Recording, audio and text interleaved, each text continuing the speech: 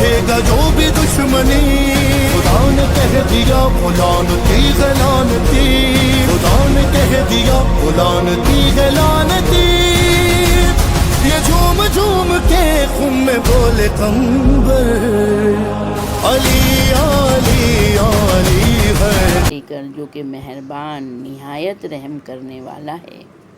یقیناً اہل ایمان نے نجات پائی جو کہ اپنی نماز میں خشوع کرتے ہیں۔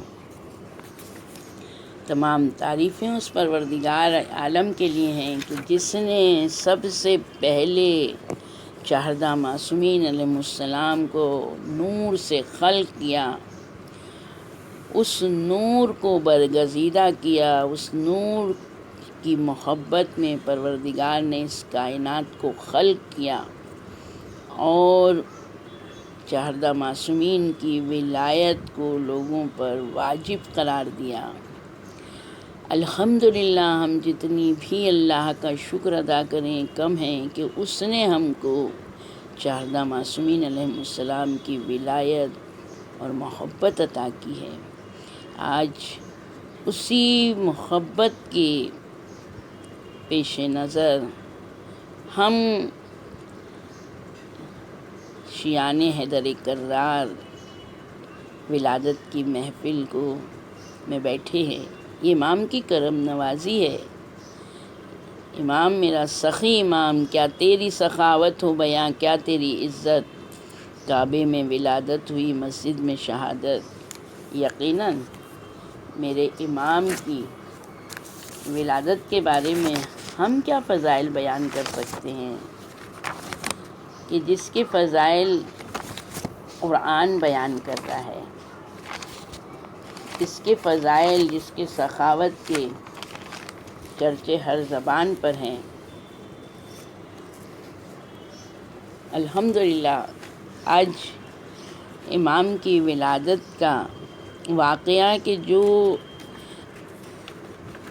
مرتبہ جو میرے مولا کو ملا ہے، یہ مرتبہ کسی کو بھی نہیں ملا۔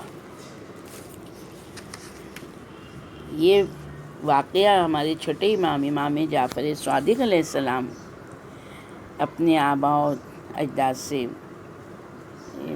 سند سے، ان کے سلسلے سے بیان کر رہے ہیں کہ بنی ہاشم کے لوگ کعبے کے پاس میں بیٹھے ہوئے تھے۔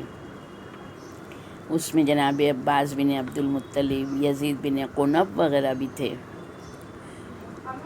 تو انہوں نے، وہ کہتے ہیں کہ ہم نے دیکھا کہ علی علیہ السلام کی والدہ گرامی آئیں۔ اس وقت جناب امیر المومنین علیہ السلام ان کے شکم میں تھے۔ بی بی دروازے کے پاس کعبے کے پاس آئیں، وہاں کے رک گئیں اور ان کو درد راہ شروع ہوا۔ تو انہوں نے اس وقت آسمان کی طرف دیکھ کے خدا سے دعا کی، پروردگارا میں تجھ پر ایمان رکھتی ہوں، تیری طرف سے جو کچھ انبیاء اور رسول لے کر آئے ہیں میں اس پر بھی ایمان رکھتی ہوں، جتنی کتابیں تو نے نازل کی ہیں میں سب پر ایمان رکھتی ہوں۔ میں اپنے دادا ابراہیم خلیل اللہ کے کلام کی تصدیق کرتی ہوں، انہوں نے تیرا یہ قدیمی گھر بنایا ہے اور میں تجھے اسی کے بنانے والے اور اس مولود کے حق کا واسطہ دے کر سوال کرتی ہوں جو میرے شکم میں ہے، جو مجھ سے کلام کرتا ہے، اپنی باتوں سے مجھے اپنی طرف راغب رکھتا ہے۔ میں یقین رکھتی ہوں کہ وہ تیری آیات میں سے ایک آیت ہیں، تیری دلائل میں سے ایک دلیل ہیں۔ میری ولادت کے عمل کو میرے لیے آسان بنا۔ ادھر دعا ختم ہوئی، ادھر کعبے کی دیوار پھٹی ہے کعبے کی، ایسی پھسپھسائی نہیں ہے، شق نہیں ہوئی ہے، ذرا سا جھروکا نہیں بنا، باقاعدہ در بن گیا۔ جناب عباس بن مطلب اور یزید بن قنب کہتے ہیں کہ ادھر در بنا، دیکھیں میرے مولا کی مادر گرامی کے عقیدے کو۔ ہم جیسی عورتیں ہوتی تو ڈر جاتی، گھبرا جاتی، مگر یہ کائنات کے مشکل کشا کی ماں تھی، حیدر کرار کی والدہ گرامی تھی۔ کس قدر یقین کی منزل پر کہ فاطمہ بنت اسد اس میں داخل ہو گئی اور وہ دیوار پھر سے بند ہو گئی۔ اب تو مکے کی ہر گلی میں، ہر کوچے میں، ہر گھر میں، ہر عورت کی، ہر مرد کی زبان پر ایک ہی واقعہ، یہی قصہ ہے کہ دیوار پھٹ گئی اور دیوار اس کے اندر جو ہے تو فاطمہ بنت اسد گئی۔ 3 دن میری بیوی اندر تھی، 3 دن اللہ کے گھر میں مہمان تھیں۔ اگر ہم تھوڑا سا فکر کریں تو دیکھیں ماہ رمضان المبارک میں اعتکاف کی شرطوں میں سے ایک ہے کہ 3 دن کم سے کم اعتکاف میں بیٹھنا ہے۔ 3 دن اللہ کے گھر میں یہ شرف ملا ہے فاطمہ بنت اسد سلام اللہ علیہا کو۔ 3 دن بعد جہاں سے دیوار پہلے پھٹی تھی پھر وہاں سے پھٹی اور وہاں سے فاطمہ بنت اسد باہر آئی۔ اس وقت بی بی کے ہاتھ پر علی علیہ السلام تھے۔ انہوں نے کہا کہ لوگوں، اللہ تعالیٰ نے اپنی مخلوقات میں سے مجھے منتخب کیا اور مجھ سے پہلے جن عورتوں کو چنا تھا ان پر مجھے فضیلت دی۔ اللہ نے آسیہ بنت مزاحم کا انتخاب کیا۔ آسیہ نے چھپ کر ایسی جگہ اللہ کی عبادت کی جہاں مجبوری کے علاوہ عبادت کرنے کو اللہ پسند نہیں کرتا ہے۔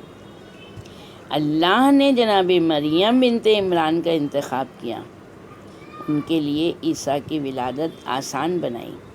انہوں نے ویران زمین پر سوکھی کھجور کا درخت جو سوکھا ہوا تھا اس کو ہلایا تو ان پر تازہ کھجوریں گری۔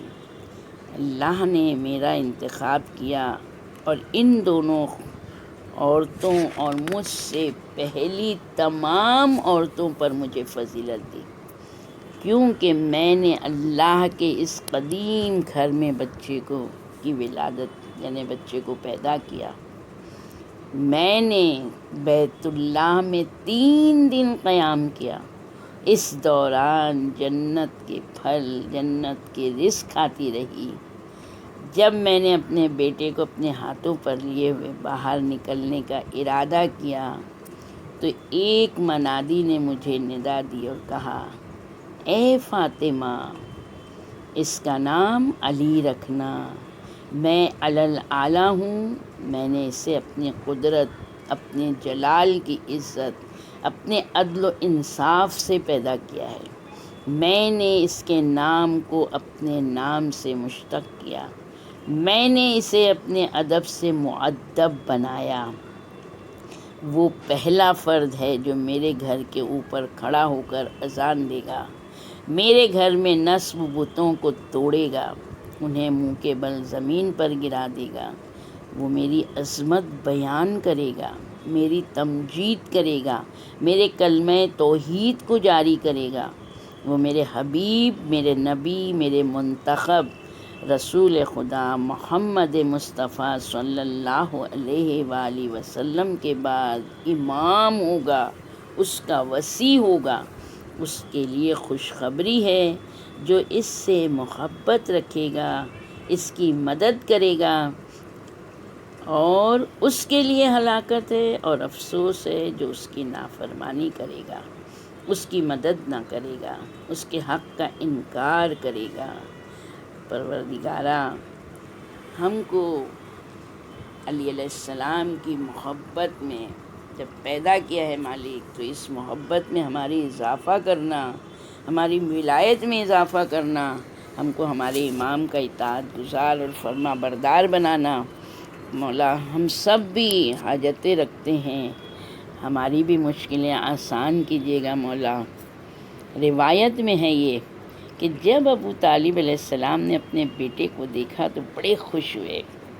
حضرت علی علیہ السلام نے کہا، السلام علیکم یا ابتا ورحمۃ اللہ وبرکاتہ۔ پھر رسول خدا تشریف لائے۔ جیسے ہی رسول اللہ آ رہے ہیں کہ علی علیہ السلام نے ہل جل کے آپ کی تعظیم کی، مسکرا کر دیکھا، کہنے لگے السلام علیکم یا رسول اللہ ورحمۃ اللہ وبرکاتہ۔ پھر حکم خدا سے آپ کھانسے، اور یہ سورہ مومنون کی آیت بسم اللہ الرحمن الرحیم قد افلح المؤمنون الذین هم فی صلاتهم خاشعون پڑھی۔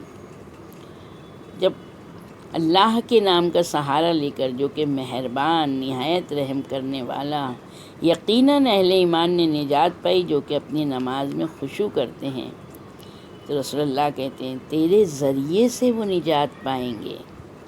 علی علیہ السلام نے سورہ مومنون کی 11 آیات کی تلاوت کی ہے۔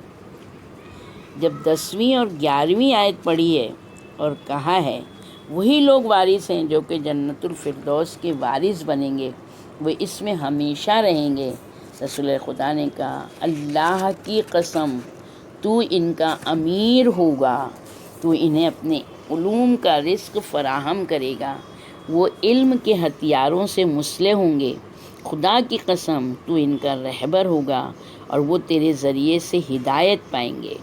اس کے بعد رسول خدا نے حضرت فاطمہ بنت اسد سے کہا کہ آپ اس کے چچا حمزہ علیہ السلام کے پاس جائیں اور اسے اس کی خوشخبری دیں۔ بی بی نے کہا اگر میں انہیں خوشخبری دینے جاؤں گی تو بچے کو سیراب کون کرے گا؟ رسول اللہ نے کہا میں کروں گا۔ اس کے بعد رسول اللہ نے اپنی زبان علی علیہ السلام کے منہ میں دی، اس سے 12 چشمے جاری ہوئے۔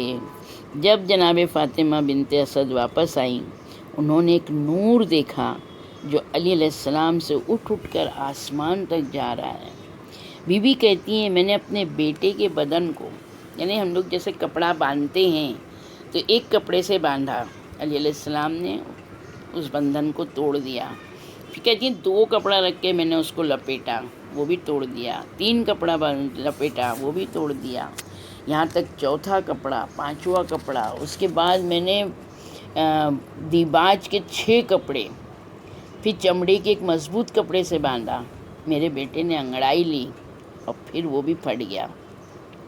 تب میرے بیٹے نے کہا امی آپ میرے ہاتھ نہ باندھیں، میں اپنی انگلی کے ساتھ اپنے رب سے مناجات کرنے کا خواہش مند ہوں۔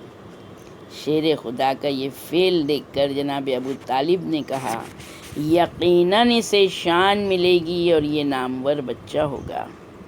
دوسرے دن رسول اللہ پھر فاطمہ بنت اسد کے گھر آئے۔ علی علیہ السلام نے آپ کو دیکھا، سلام کیا، مسکرانے لگے، اشارے سے کہنے لگے مجھے اٹھائیں، وہی غذا دیں جو آپ نے کل مجھے دی تھی۔ رسول خدا نے آپ کو اٹھایا۔ آپ کی والدہ نے کہا رب کعبہ کی قسم اس نے انہیں پہچان لیا۔ یقیناً جب تیسرا دن ہوا، جناب ابو طالب علیہ السلام نے 300 اونٹ، 1000 گائے بکریاں ذبح کی، عظیم الشان دعوت کا اہتمام کیا۔ انہوں نے لوگوں نے سے کہا میرے فرزند کی ولادت کی دعوت ولیمہ کھاؤ۔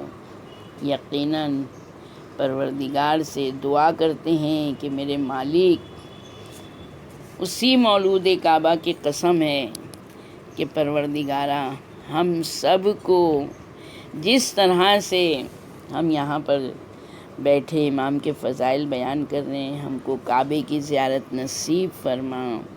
پروردگارہ ہم سب کی محبت اور ولایت اور معرفت میں اضافہ فرما۔ ہم گنہگار حقیر ذلیل مسکین بندے ہیں، مگر اپنے امام کے محبت میں ہم لا علمی میں کچھ گناہ کر بیٹھتے ہیں۔ میرے مالک علی علیہ السلام کی محبت کی بنا پر بہت سے گناہ معاف ہو جاتے ہیں۔